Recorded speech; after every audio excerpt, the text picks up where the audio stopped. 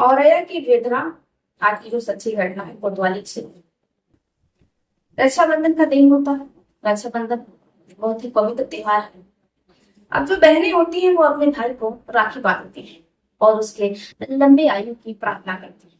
लेकिन ये जो औरैया का कोतवाली वेदना क्षेत्र है, वहां पर बहन अपने भाई को राखी बांधती है, लेकिन रक्षाबंधन के दिन ही उसके भाई के द्वारा रिश्तों को शर्मसार कर दिया जाता है। बाकी आप समझदार समझ सकते हैं।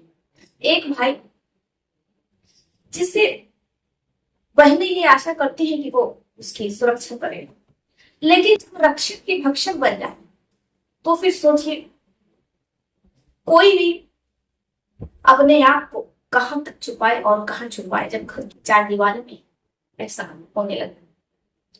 तो आज की जो सच्ची घटना है बेहद पीड़ादायक है, दुखदायक है। सुनाने में मन से ही जाता है, लेकिन आजकल ना जाने ऐसी कितनी घटनाएं अखबारों में पत्रिकाओं में छपती रहती हैं और हम आप लोगों के लिए खोज करके ऐसी घटनाएं लेकर के आते हैं ताकि आप आपका परिवार सतर्क रह सके, सुरक्षित रह सके। आदाब, सत श्री अकाल, नमस्कार। आशा करती हूँ कि आप सभी स्वस्थ होंगे, मस्त होंगे और अपना ध्यान रख रहे होंगे। मैं अपने प्रिय दर्शकों से, प्रिय सब्सक्राइबर से बहुत प्यार करती हूँ। अगर आप चाहते हैं कि मैं आपका नाम और आपके शहर का नाम अपनी वीडियो में लूं, आप कमेंट बॉक्स में अपना अपने शहर का नाम लिख सकते हैं ताकि भी पता चल सके हमारा वीडियो कहाँ से देखा जा रहा है और कहाँ तक पहुंच रहा है। कुछ दोस्तों ने अपना नाम लेने को कहा था। हैदराबाद से तबस्सुम खान, नदीम, चंचल यादव, मिश्रा जी जो अक्सर हमारा वीडियो देखते हैं और बहुत कमेंट करते हैं, राजेंद्र सिंह, गुलदेव जी, इलाहाबाद से सुष्मिता सिंह, अंकिता, रवि यादव, पुष्पा जी। आप सभी का कमेंट करने के लिए दिल से धन्यवाद। ऐसे आप लोग अपने अच्छे अच्छे प्यारे प्यारे कमेंट करते रहिए। जिन लोगों का नाम मैं अपनी वीडियो में नहीं ले पाई हूँ, मैं पूरी कोशिश करूंगी कि उनका नाम मैं अपनी अगली वीडियो में जरूर लूं। तो चलिए शुरू करते हैं आज की ये कहानी। वैष्णवी, जिसकी उम्र 21 वर्ष रहती है। वैष्णवी बीए फर्स्ट ईयर की स्टूडेंट रहती है। वैष्णवी के परिवार में पिता रहते हैं, माँ रहती है। उसकी एक दीदी रहते हैं जिनकी उम्र 35 वर्ष रहती है। उनका विवाह हो जाता है, इसलिए वो अपने ससुराल रह रहे हैं। वैष्णवी के दो भाई रहते हैं, जिनमें से एक बॉम्बे में रह रहा होता है और दूसरा घर पर रहता है। लेकिन परिवार चूंकि खेती बाड़ी का कार्य करता है और मवेशी पालन का काम काज करता है, इसलिए रक्षाबंधन का दिन होता है तो जो वैष्णवी की मम्मी होती है अनुराधा, वो अपने भाइयों को राखी बांधने के लिए अपने मायके चली जाती है। अब वैष्णवी घर पर अकेले रहती है। इसके बाद वो अपने चचेरे भाई के घर जाती है और वहां पर उसे राखी बांधती है। राखी बांधने के बाद वैष्णवी आती है और घर पर खाना बनाने लगती है।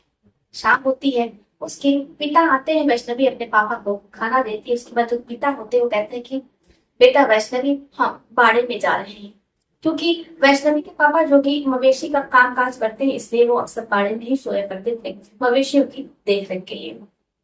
इसके बाद वैष्णवी अपना दरवाजा बंद कर लेती है। रात का समय होता है, खाना खाने के बाद 9 साढ़े 9 बज रहा होता है। अब जो वैष्णवी का भाई रहता है वो थिएटर में फिल्म देखने चला जाता है, वैष्णवी अकेले रहती है।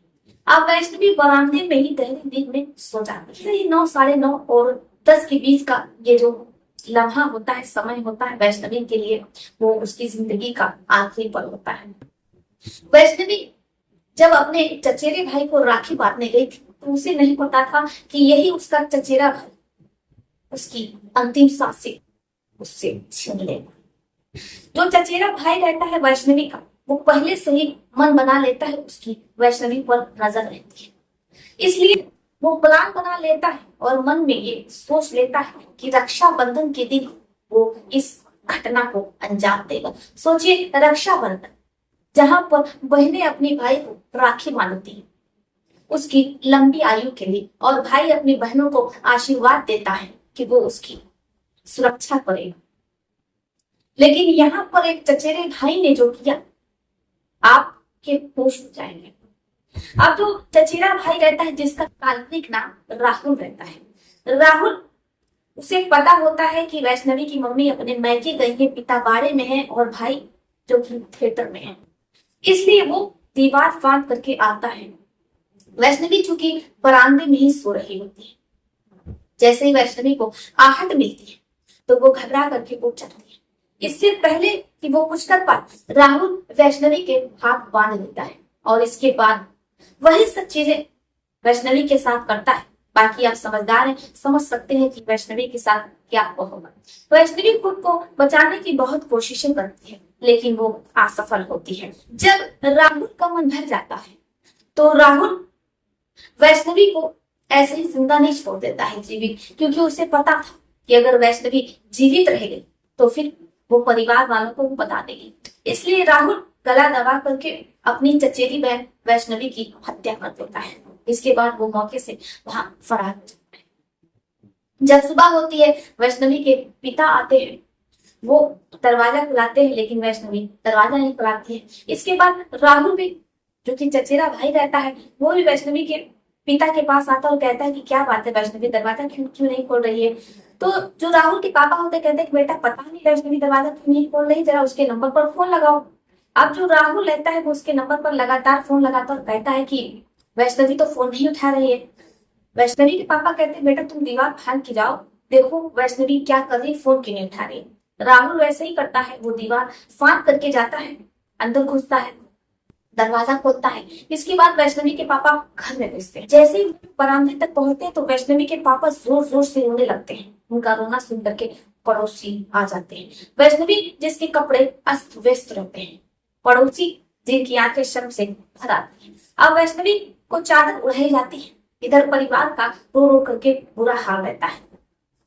पुलिस आती है, शव को पोस्टमार्टम के लिए ले जाती है, लेकिन जो राहुल होता है वो पुलिस से ही तमाम तरह के सवाल करने लगता है कि आखिर आप लोगों के होते हुए घर के अंदर ही एक लड़की के साथ ऐसा कैसे हो गया। वो पुलिस वालों से भिड़ जाता है और तरह तरह का सवाल कर रहा होता है और पोस्टमार्टम करने से साफ मना कर रहा होता है। जब पुलिस नहीं मानती है तो राहुल वैष्णवी के शव को अपने कंधे पर ही लेकर एम्बुलेंस तक जाता है।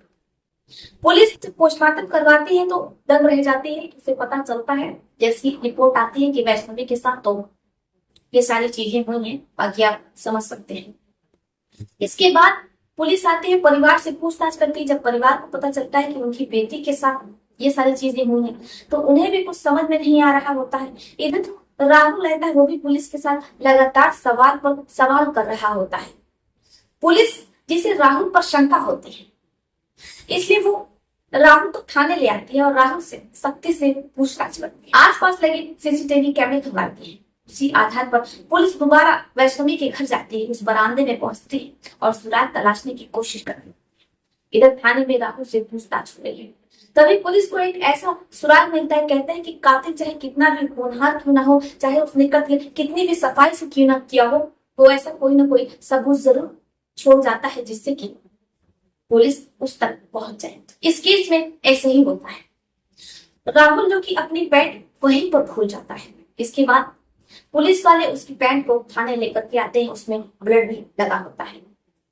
जब उसकी जांच होती है, रिपोर्ट आती है, जब रिपोर्ट आती है तो वो मैच कर जाती है। अब पुलिस की जो शंका रहती है वो यकीन में बदल जाती है। इसके बाद जब राहुल पुलिस वालों को बताना शुरू करता है तो पुलिस वाले दंग रह जाते हैं। इसके बाद पुलिस वाले राहुल पर संगीन धाराओं के अंतर्गत मुकदमा दर्ज करते हैं और उसे जेल भेज देते हैं। अब राहुल जो कि जेल में सलाखों के पीछे अपने कर्मों की सजा काट रहा है। सोचिए, रक्षा बंधन जैसा पवित्र त्योहार उसने चुना ऐसी घटना को अंजाम देने के लिए। सोचिए इंसान के मन में क्या चलता है। एक चचेरा भाई जिसने अपनी ही चचेरी बहन के साथ ऐसा कुछ करने की साजिश की, बाकायदा प्लान बनाया और एक समय एक दिन तय किया, वो भी रक्षाबंधन। सोच करके ही शर्म आ जाती है। बाकी आप लोगों का क्या विचार है, आप अपनी भी राय हमें कमेंट बॉक्स में लिख सकते हैं। तो चलिए फिर चलते हुए मिलते हैं आपसे किसी और कहानी में, किसी और क्राइम कथा में। तब तक के लिए आप अपना अपने परिवार का ध्यान रखिए। आदाब, शफिका, नमस्कार, सब तो करिए, सुरक्षित रहिए।